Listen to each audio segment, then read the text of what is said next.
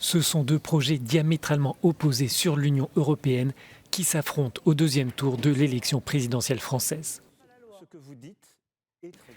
Il y avait lors du débat de mercredi soir d'un côté une vision pro-européenne défendue par le président sortant Emmanuel Macron et de l'autre un programme souverainiste avancé par Marine Le Pen.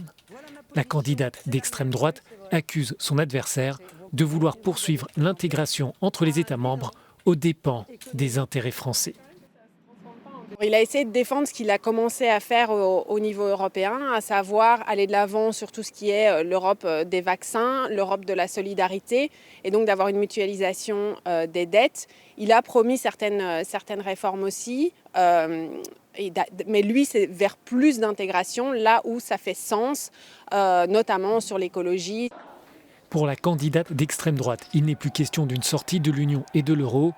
Toutefois, elle veut réintroduire des contrôles aux frontières intérieures de l'espace Schengen.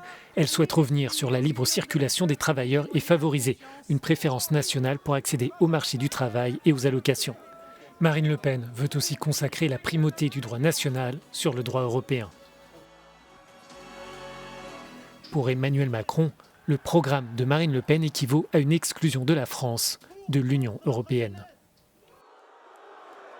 C'est en soi un Frexit qui n'ose pas dire son nom, puisque une série de propositions qu'il y a dans son programme nécessite soit de sortir de l'Union européenne, soit d'avoir une refonte complète des traités européens, et donc n'est pas compatible avec l'Union européenne telle qu'on la connaît aujourd'hui. Donc de facto, même si elle n'ose pas le dire, ce qu'elle propose, c'est, si elle veut mettre son programme en place, une sortie de l'Union européenne telle qu'elle est aujourd'hui.